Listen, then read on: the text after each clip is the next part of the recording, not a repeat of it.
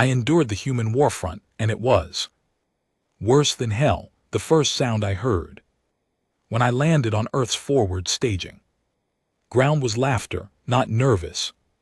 Laughter not the kind that breaks out of a mouth because fear has nowhere else to go, deep, real belly shaking.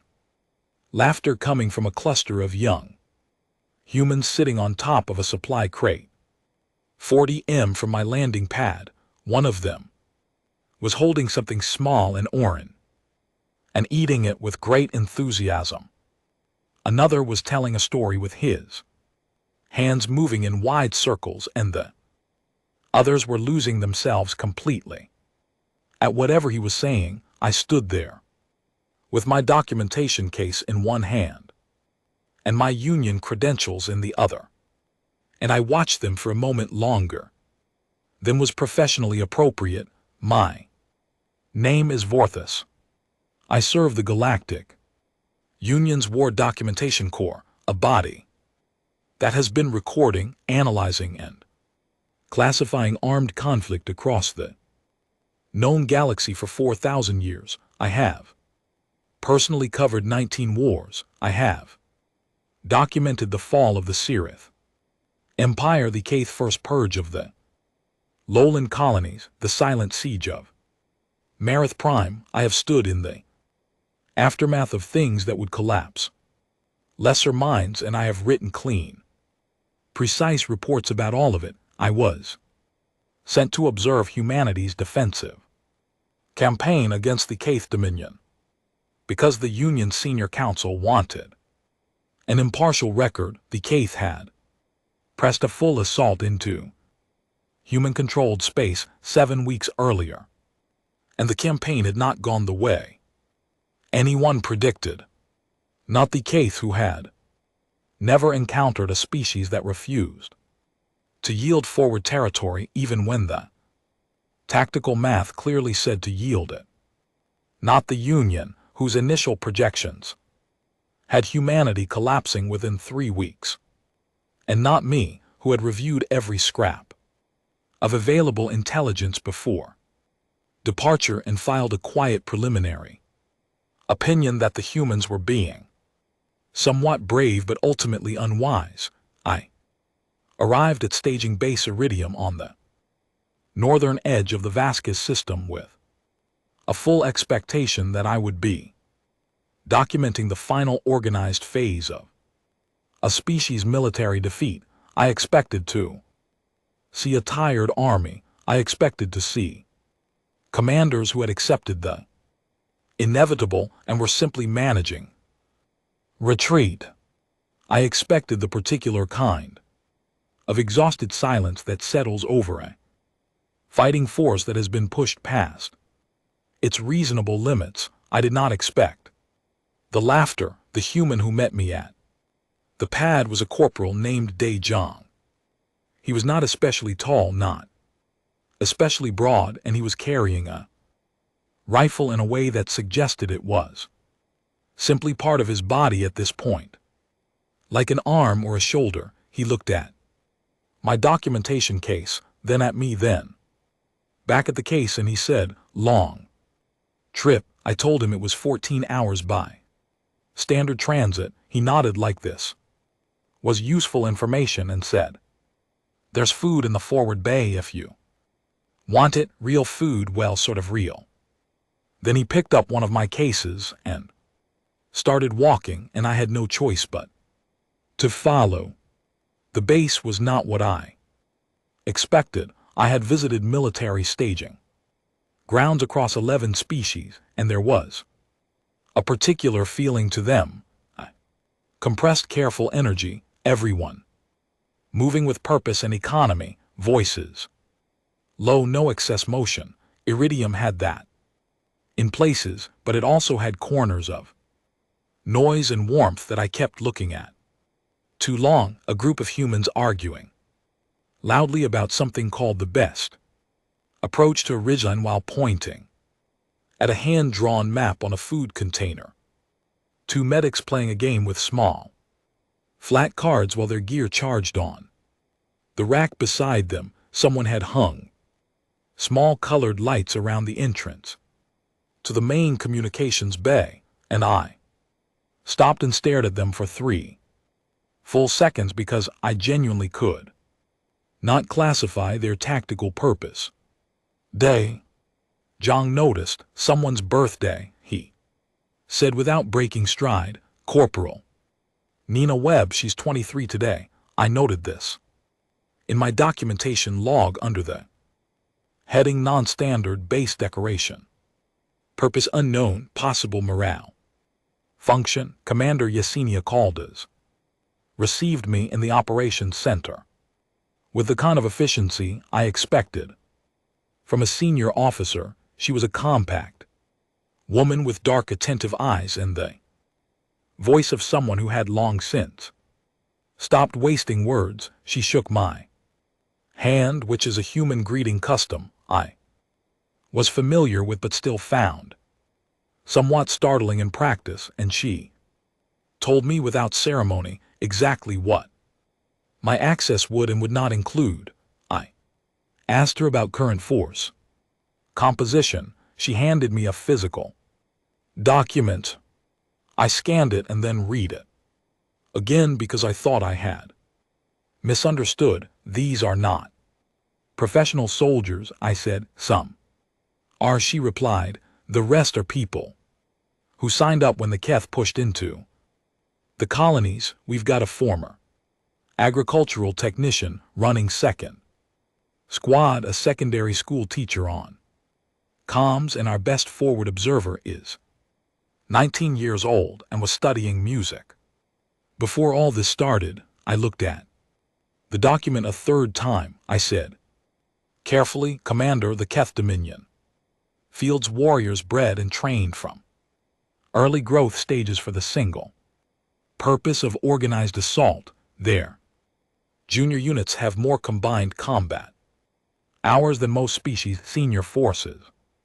Your frontline composition, with respect, does not appear to account for this gap. Caldas looked at me for a moment, then she said, walk the base tonight, observer, talk to them, then come back and tell me what you think we're missing. I did walk the base that night. I spent before hours moving through the different sections and talking to whoever would speak to me.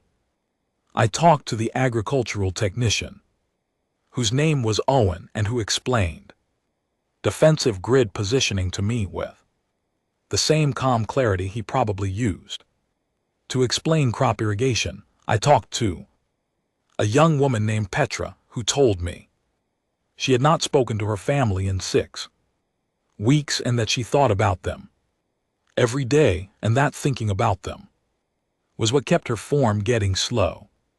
I talked to a man named Calvin, who had been a postal worker and who was now responsible for a section of the perimeter, and when I asked him why he had volunteered, he looked at me like the question was slightly strange and said, because someone had to.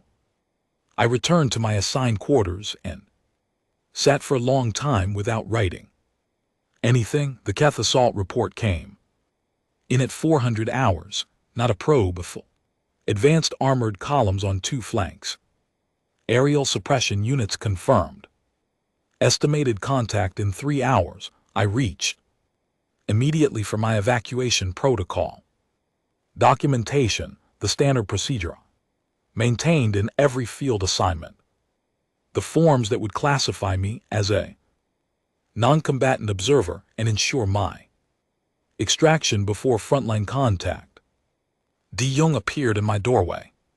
He was dressed and armed and eating something wrapped in foil. He held out a dull gray helmet and said, "You'll need this."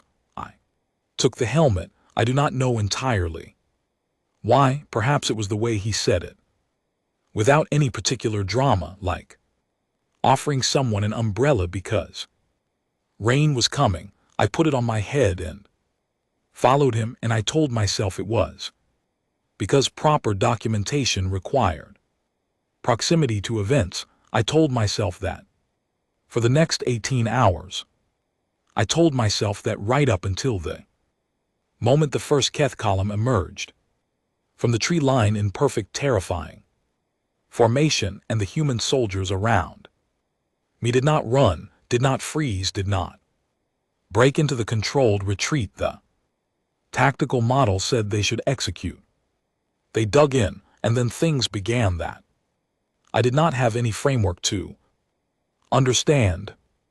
The Keth advanced in the way they always advanced. I had studied their assault doctrine extensively before the assignment. It was precise, it was overwhelming, and it was designed around a single core principle that had held true across every engagement in their history. Sustained pressure eventually produces collapse. You do not need to destroy a defending force, you only need to make them believe the cost of staying is higher than the cost of leaving. The Keth had ended more wars with that single idea than with any weapon in their arsenal. For the first 20 minutes, it looked like it was working.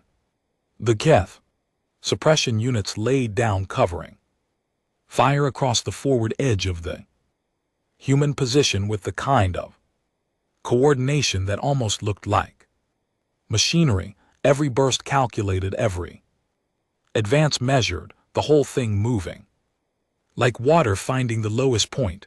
On my scanner, the energy signatures of 3 human forward positions went cold as the crews inside pulled back to the secondary line. The tactical picture looked exactly like the beginning of the end. Then something happened that I could not immediately classify. A human soldier in the second defensive trench discovered that the drainage canal running along the base of the eastern slope connected underground to a maintenance tunnel that opened up behind the left flank of the advancing Keth column. He did not report this up the chain of command and wait for authorization. He told the 4 people closest to him. They grabbed what they could carry and they moved through that tunnel while the Keth were still calculating the front line resistance. They came up behind the column and they hit it from a direction that was not in any Keth formation model, because no Keth formation model included drainage canals. The column did not break. Keth columns do not break, but they stopped advancing for 4 minutes while they reoriented, and in those 4 minutes, Commander Caldes pushed reinforcements into the gap on the right flank that the column had been carving open. I was watching through the observation feed, and I wrote in my log, improvised flanking maneuver via non-tactical infrastructure, not in the human defense plan. Spontaneous. I stared at what I had written and added effective. That was the first thing I could not explain.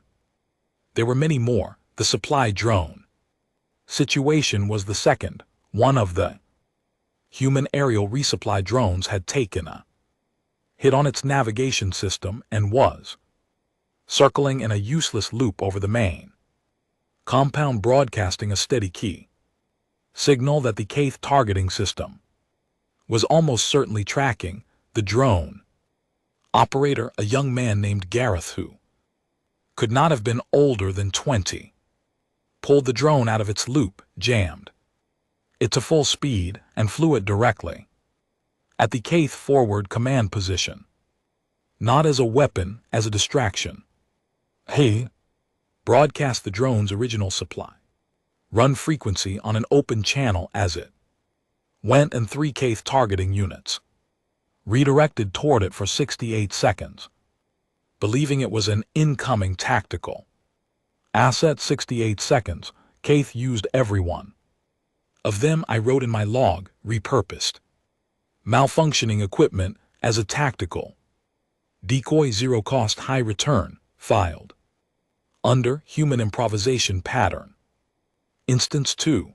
By midday I had filed 11 such instances, By nightfall I had stopped counting. What stayed with me most from that first day was not the clever maneuvers or the stubborn defense. It was something I saw in the third hour during the heaviest part of the Kaith push on the central line.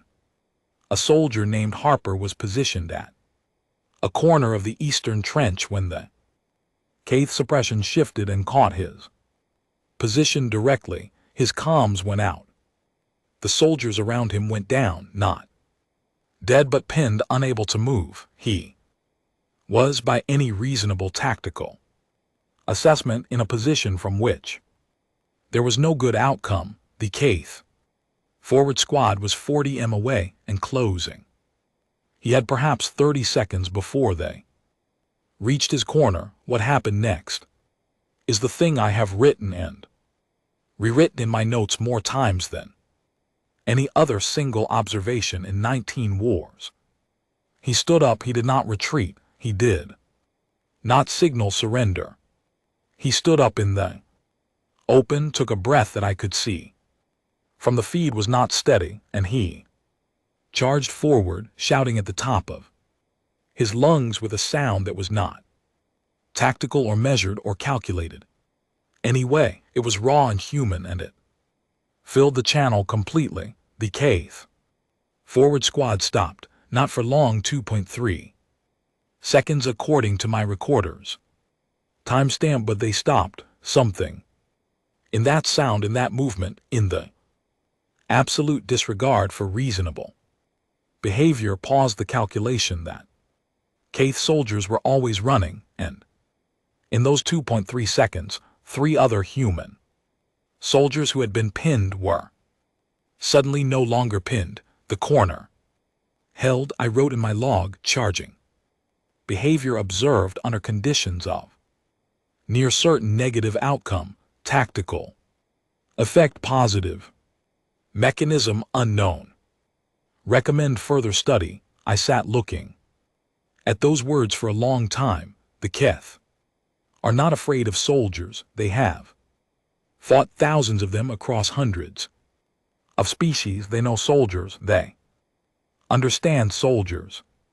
What they are not built to process is something that does not behave like a soldier at all, something that looks at a situation with no good options and simply refuses to accept that those are the only options. When darkness finally came and the Keth pulled back to consolidate, the human position had held, not comfortably, not without cost. The casualty numbers in the evening report were ones I made myself look at directly rather than summarizing, because I felt that was what they deserved. But the line existed, the base still stood, and by every predictive model I had run through my analysis system during the day, it should not have. I sat in my quarters and opened my preliminary report to the Union. I had filed the initial version 3 days before arrival, before I had seen any of this. I had written with confidence that humanity's defensive campaign showed a species performing admirably under conditions beyond their experience, but that the fundamental asymmetry of the engagement would produce a predictable outcome within 8 to 12 weeks. I selected the entire document. I looked at it for a moment. I deleted it. The soldiers held something that night, a loose, informal gathering around a fuel drum. Someone had converted into a heat source. I was going to walk past it. I told myself I had notes to organize in, a new preliminary report to begin, but I stopped and I stood at the edge of the firelight for a while and I watched.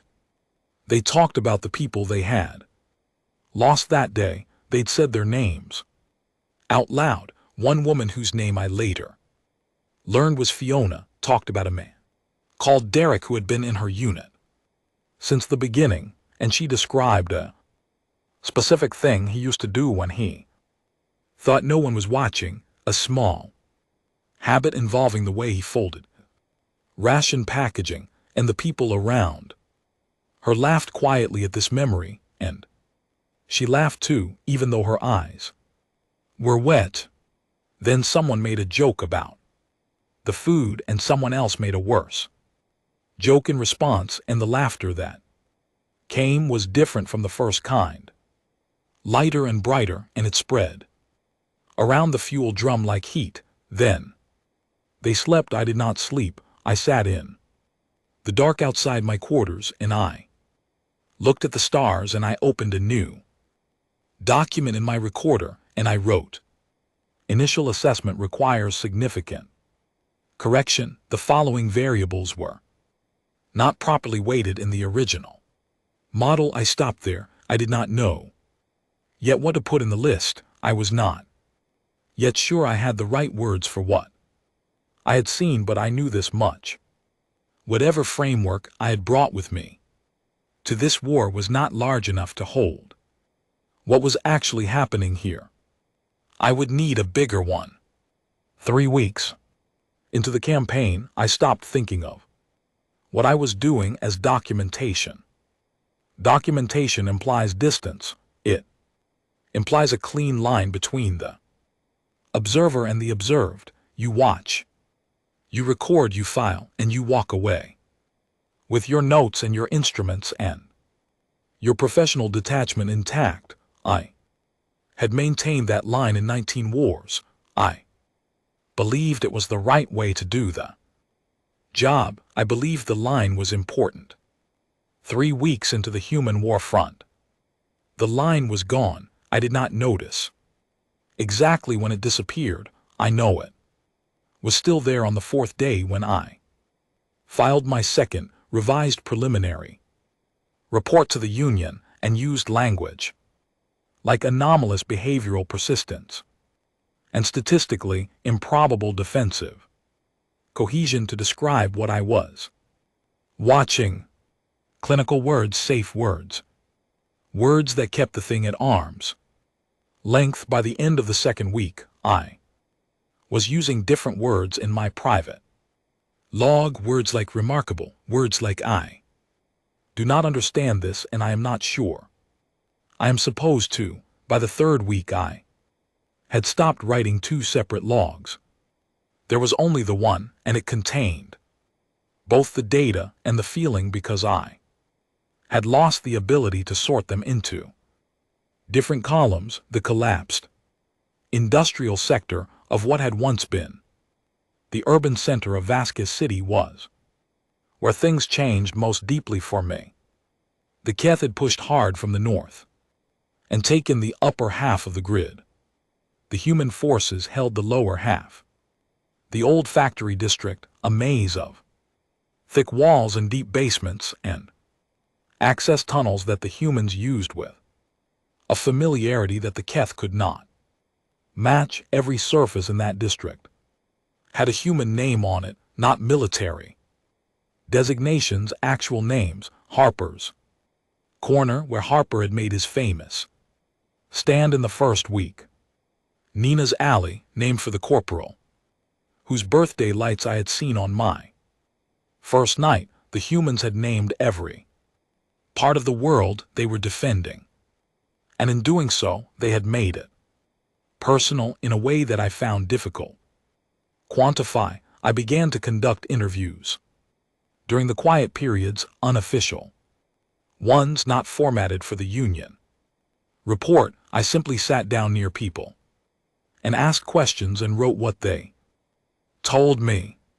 I asked a soldier named Calvin, the former postal worker, what he thought about during a quiet moment. He thought about it seriously. He said, "My brother's kids, I've got 2 nephews, 6 and 8. I think about what they're going to be like when they're grown, whether they'll be funny, whether they'll be the kind of people who stop to help someone who's dropped their groceries." He paused. I've never met anyone who stopped for something like that and turned out to be a bad person, so I want them to be the kind who stops. I Wrote this down exactly as he said it. I had no framework to file it under. I asked Petra, the young woman who thought about her family, what she was most afraid of. She did not say the Keth. She said being the kind of person who stops trying. She said it without drama, the way you say something you have already made peace with. I've seen people get to a point where they just stop. Their eyes go flat and it never comes back. That thing behind the eyes, that's the thing I'm afraid of losing. I asked her how she kept it from happening. She looked at me like the answer was simple. You keep doing the next thing, she said. You don't think about the whole thing. You just do the next thing, and you pay attention to the people next to you, because they're doing the same. I wrote, keep doing the next thing. I underlined it. Then I sat with it for a long time. What I was learning, slowly and against my professional instincts, was that human resilience was not a single thing. It was not toughness in the way I had always understood toughness. Hardening, a closing off of the parts that could feel pain. It was something stranger and more complicated. Humans felt everything. They felt it fully, loudly, openly. They talked about the people they had lost. They laughed at things that were not funny enough to deserve laughter in any reasonable accounting. They got angry over small things and then let the anger go and moved on, and somehow, impossibly, feeling all of that did not weaken them. It seemed to do the opposite. De Jong told me something that clarified this better than any interview. It was the 19th day and he had taken a hit to his side from a piece of shrapnel during a Keth probe of the southern perimeter.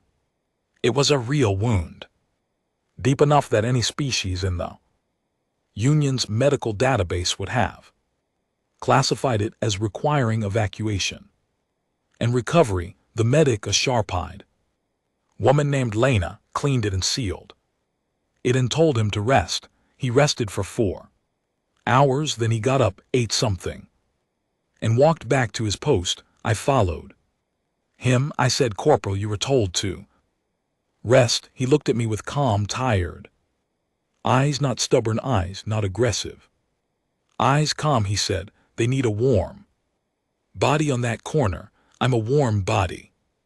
That was all, not bravery performed for an audience, not a declaration, a simple accounting of what was needed and what was available. He turned and walked to the corner and stood there and did his job. I stood watching him for a moment. Then I went back to my quarters and I sat on the edge of my bunk and I did something I had not done in a field assignment in 22 years. I opened a personal channel, not the core frequency, not the Union network, but my private family channel, and I recorded a message to my wife and my 3 children. Back home, I did not explain what I had been seeing. I did not talk about the war. I simply told them that I was thinking about them, that I wanted them to know it, and that I hoped the evening at home was a good one. I sent it before I could change my mind. I told myself later that it was a lapse in professional conduct. I told myself it was the stress of an unusually intense assignment. Both of these things were partially true, but the deeper truth, the one I did not fully admit to myself until much later, was that Petra had been right. Paying attention to the people next to you keeps the thing behind your eyes from going flat. And for 3 weeks, the people next to me had been humans, and whether I had intended it or not, I had started paying attention. There was a moment in the 3rd week that I think about more than any other single thing from that assignment, more than any tactical event, more than any clever improvisation or act of Stubborn courage. It was an ordinary evening in the factory district, a quiet hour before the overnight watch rotated. I was writing notes near the entrance to one of the basement shelters when I heard singing coming from inside. I went to the doorway and looked in. A group of 9 soldiers was gathered around a small low-light source in the center of the room. On a flat piece of scrap material there was a small snack cake, the kind that comes in pressed foil packaging and tastes, I am told, of something only distantly related to actual food. Into the top of it someone had pressed a single short length of wire that had been bent and was glowing faintly at the tip from a small electrical connection. It was a birthday light for Nina Webb, the corporal whose birthday I had noted on my first night, who had apparently been too busy surviving to celebrate on the actual day, and whose squad had been saving this moment for a week. They sang the birthday song, all 9 of them, quietly enough not to give away their position, off-key in the particular way humans are always off-key when they sing together, which seems to be a feature rather than a problem. Nina Webb laughed.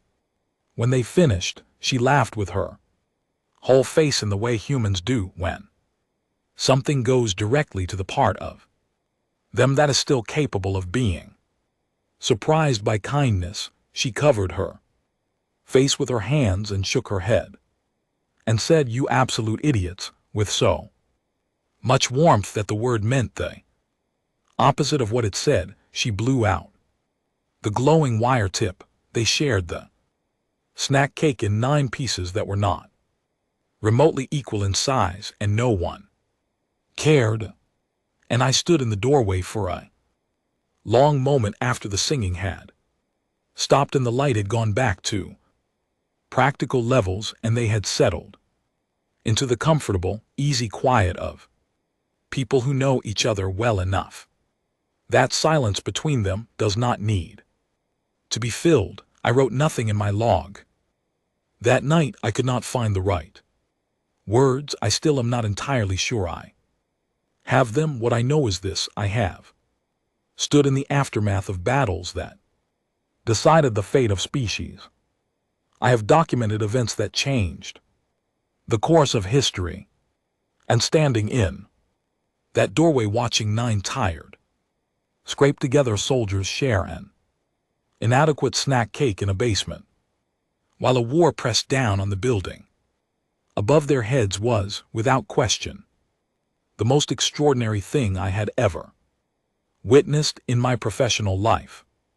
The next morning the Keth pushed harder. There is a specific number that I recorded with great care on the 31st day of the campaign because I wanted to be precise about it. The number was 11. 11 days since the last supply convoy had reached the Iridium Spire. 11 days of rationed ammunition, diminishing food supply, no reinforcement, no aerial support, and casualty figures that had climbed from uncomfortable to genuinely alarming by the standard models I had been using since I joined the Corps. A defending force at these numbers and under these conditions had a predicted collapse window of 36 to 48 hours.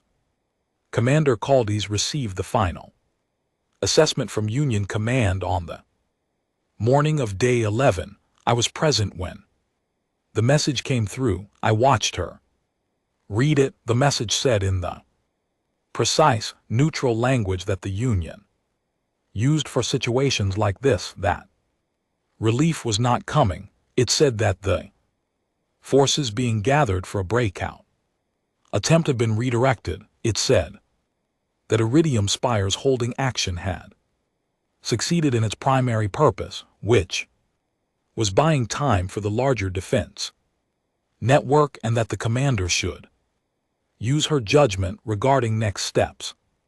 Caldes read the message twice. She put Down the communication device, she stood. Very still for exactly 4 minutes. I timed it because I timed everything.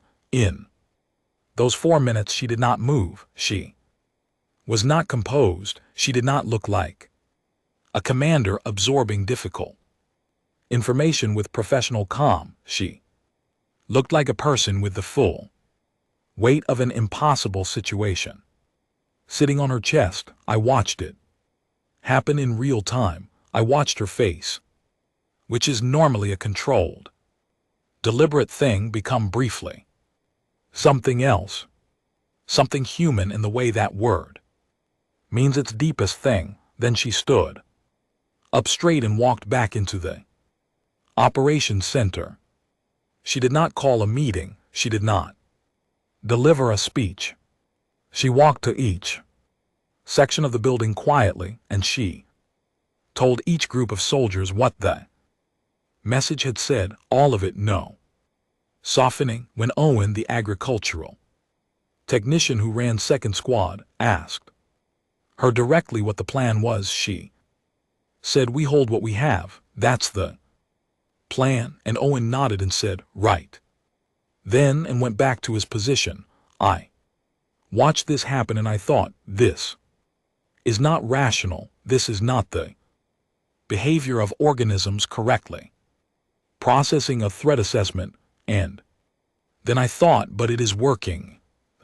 Keith launched their concentrated push on the 32nd day. It was unlike anything in the previous weeks. This was not probing or pressure or sustained suppression designed to produce gradual collapse. This was a final push, a committed assault from 3 directions, the kind that the Keith reserved for the last stage of an engagement, when they have decided the calculation is complete and it is time to end the equation. The human defense held for 11 hours. I need to say that plainly because the number matters. 11 hours against a force 3 times their remaining strength, with half their original ammunition, in a structure that had been hit enough times that certain parts of it were no longer entirely there. In the 5th hour something happened that I have written about many times and still cannot entirely put into words. Soldier named Danny, who was positioned in the eastern corridor, reached a point where his body and his mind were simply done. I could see it from where I was positioned. I have seen it before in other wars, other species. It is not a failure. It is the honest result of being human, or being anything really, and being asked to absorb more than a mind was designed to hold in a single stretch of time. He sat down against the wall and he could not stop shaking, and the sound that came out of him was not a battle sound at all. It was the sound of someone who had used everything up. Caldies was nearby. She had been everywhere that day, present at every section, moving the whole time. When she saw Danny, she did not call for a medic. She did not issue an order. She walked over to him and she sat down on the floor beside him, right there in the corridor, with everything happening around them, and she put her hand on his shoulder and she stayed. She said nothing. She just stayed. After a time, Danny's shaking became less. His breathing steadied. He looked at her and she looked back. And whatever passed between them in that look was something I could not document with numbers. He picked up his rifle and he went back to his position. Caldies stood, brushed dust from her sleeve, and continued moving. I do not know what they Keith expected to find when they breached the main approach in the 7th hour. I know what they found.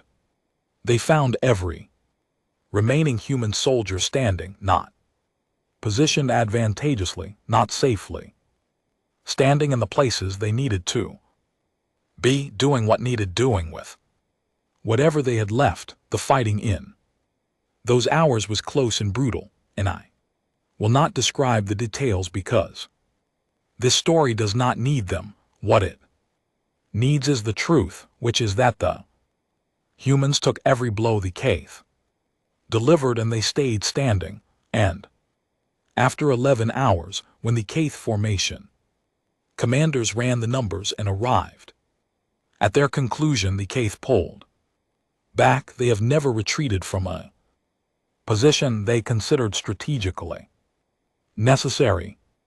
In their entire history, this was recorded as a deviation from doctrine.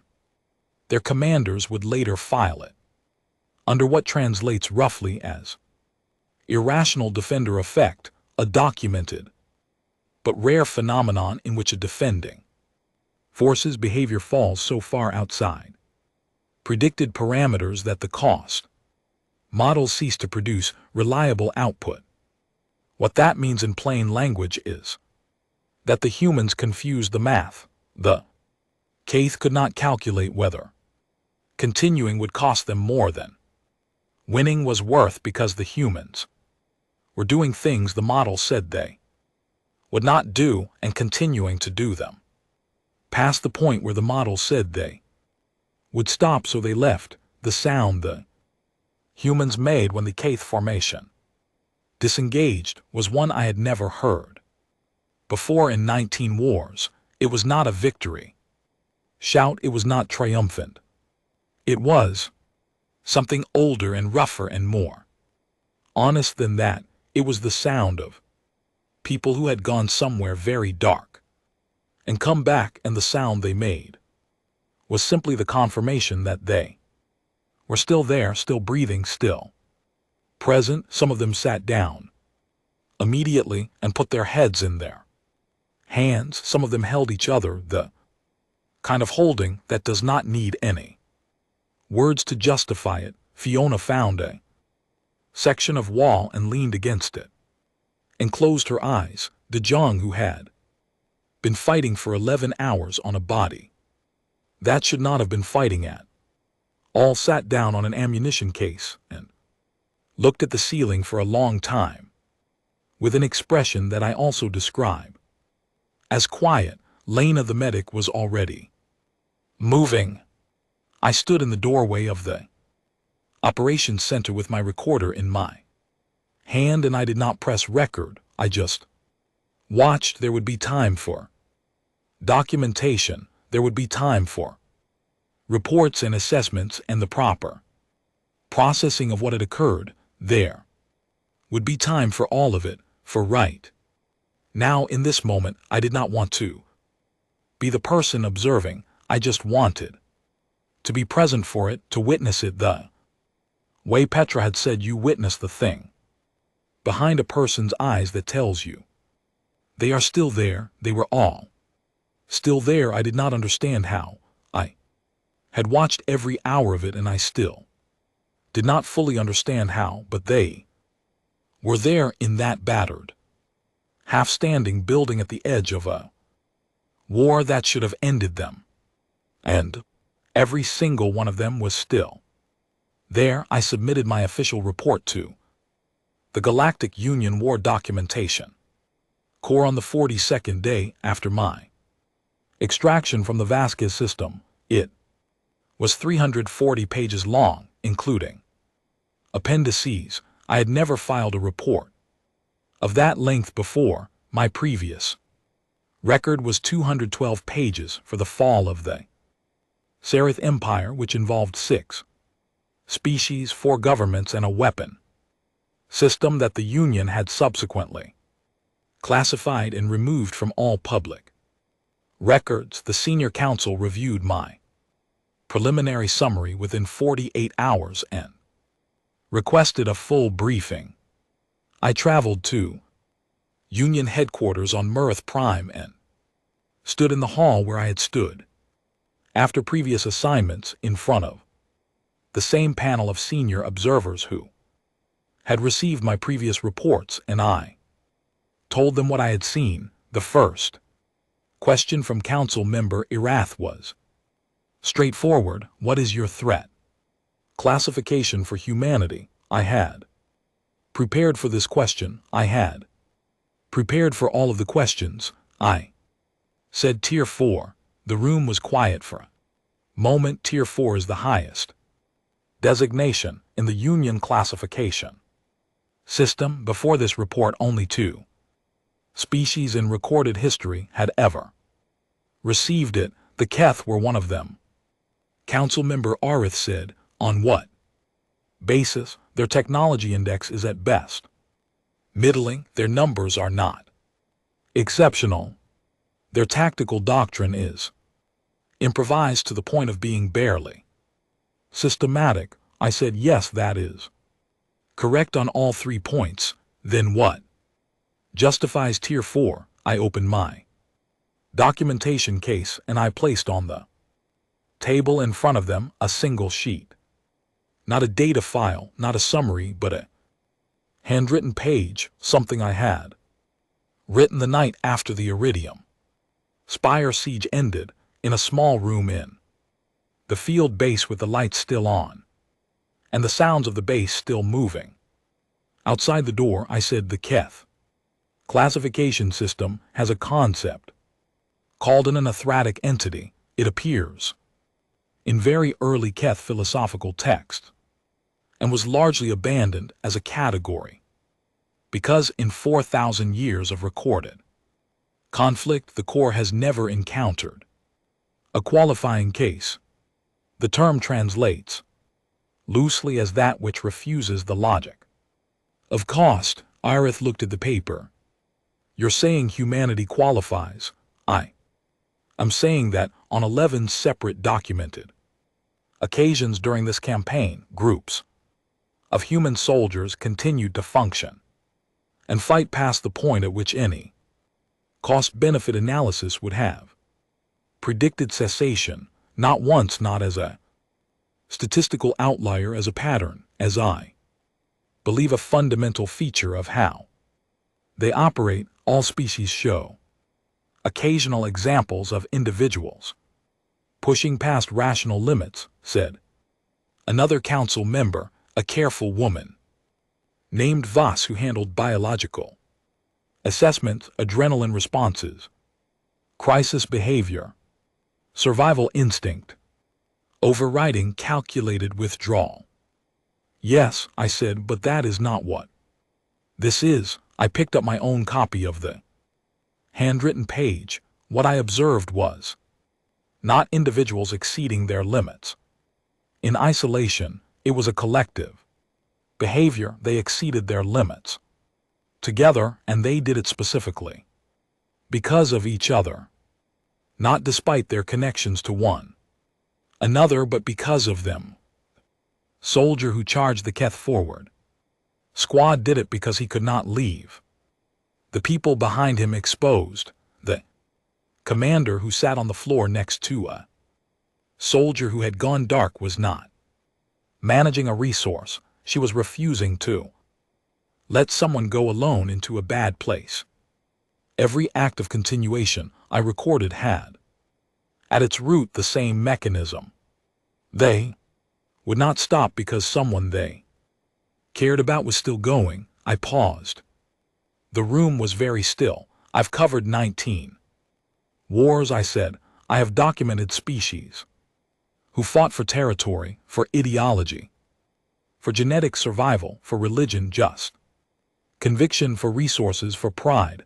I have seen every motivating factor in the Union's taxonomy of conflict. What I observed in the human campaign does not appear in that taxonomy. It requires a new entry, Arath said. They fight because things matter to them, I said, not abstract things, not strategic objectives or territorial calculations, specific things. The person next to them, the nephew they have never taught to ride a bicycle but plan to, the corporal whose birthday they remembered even when the world was ending.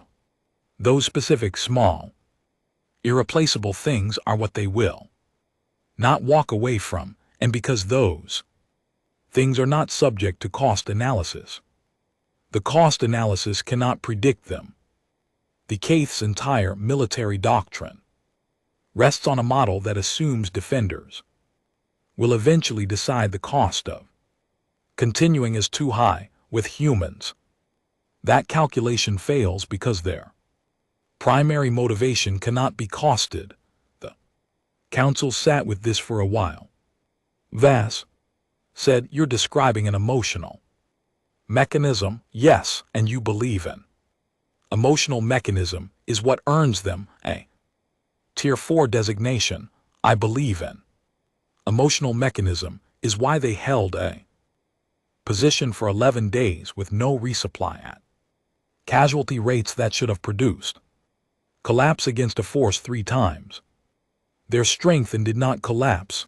I believe it is why the Caith, who have never retreated from a strategically necessary position in their entire recorded history, did so, and I believe that if the Union is attempting to assess what humanity means for the future of this region of space, the starting point cannot be their technology index or their troop numbers.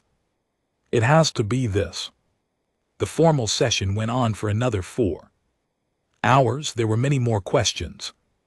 There was significant pushback from the Military Assessment Division, which found my report methodology unusual in several places and which took particular issue with my personal addendum. The personal addendum was 12 pages. I had filed it under my own designation, marked non-redactable, against the explicit advice of my corps liaison, who told me it was professionally inappropriate and would affect my standing with the senior council. I told her I understood that, and I was filing it anyway. In the addendum, I wrote about Dai Jiang, about the way he offered me a helmet without making a production of it, without any ceremony. The way you give something to a person because they need it. I wrote about Owen and his map drawn on a food container, and his calm, agricultural way of explaining things that should have been frightening. I wrote about Calvin, who stopped for people who dropped their groceries and whose nephews were 6 and 8, and who he thought about every quiet moment he was given. I wrote about Fiona talking about Derek and the way he folded his ration packaging and the way she laughed even though she was crying, and the way the people around her laughed too, because the only right response to that kind of memory is to hold it together. I wrote about the birthday party in the basement. I wrote about the glowing wire tip and the off-key singing and the word idiots used as a term of deep affection. I wrote about 9 unequal pieces of a terrible snack cake shared without complaint in a basement while a war pressed down from above. I wrote about Caldor sitting on the floor next to Danny in the corridor during the worst hours of the worst day. I wrote that I had seen 19 wars, and I had never seen anything like it, not because it was dramatic or because it changed the tactical picture in any meaningful way, but because of what it was at its core. It was a person choosing to be present for another person who was having the hardest moment of their life, and that choice was made in a building under assault during an 11-hour siege with no reinforcement coming, and it was made without hesitation. The council members read the addendum in silence during a break in the formal session. When we reconvened, Erath looked at me for a moment before speaking and then said, "This is outside the scope of standard documentation." I said, "Yes, it will not be included in the official report." I said, "It will be in my permanent file, which is my right under Corps documentation law, and I want to say for the official record of this session that I believe the union standard documentation framework is insufficient. For the subject, I am not recommending it be changed for other species. I am saying that humanity requires a different approach because they cannot be correctly understood from a distance. The distance is the problem. There was a long pause, then Voss said quietly, "You were affected by the assignment." I said, "Yes, I was." There was another pause. Erath looked down at the papers. In front of him, he said, "The council will deliberate on the classification questions and on the question of the union's formal posture toward humanity. Your report will be the primary document of record." He said it the way it always goes at the end of these sessions, the correct procedural phrasing, the closing of the official chapter. But then he did something that none of the council members had ever done at the end of any of my previous briefings. He looked at me, not at my documentation, not at the table, but directly at me, and he said, "Thank you for this, Forthus, not for the report for this." I flew home the next day. My wife met me at the transit terminal. She said nothing for a long moment, just looked at me, and then she said, "You're different." I said, "Yes." She asked if I was all right. I said, "Yes" to that too, and it was true, but it was true in a way that was different from how it had been true before. It was true in the way things are true when you have been somewhere that changed the shape of something inside you, and you know you will not get the old shape back, and you find you do not want it. I went back to my desk 2 weeks later, and I opened a new document, not a union report, a personal one. I started it without a title, just a blank page, and the cursor. I wrote, "The Keth have fought 10,000 species across 4,000 years. In all that time, in all those conflicts, they retreated from exactly one of them. That is the first thing the union needs to understand about humanity. That is the only thing that needs to be said, really. Everything else follows from that." I sat back and read what I had written. Then I opened the small field notebook I had carried for the entire campaign, the one with the battered cover and the coffee stain on the inside front page. I turned to the last entry, written in the dark and in a hurry during the worst night of the Iridium Spire siege, when the sounds outside were loudest, and I was sitting in a corridor with my notebook because I needed something to do with my hands. The entry said, "They are not like us. Thank every God we have." For that, I closed the notebook. I kept it on my desk where I could see it. I still have it there. I look at it sometimes when I am working on other assignments, other conflicts, other clean reports for other wars, and I think about what it means to be something that refuses the logic of cost, to love something so specifically and so stubbornly that no calculation can account for it, to sit on the floor next to someone in the dark and stay, to remember a birthday in a basement, to hand a helmet to a stranger without making anything of it, to do the next thing. Every time I look at that notebook, I think they are not like us, and every time without fail I am grateful.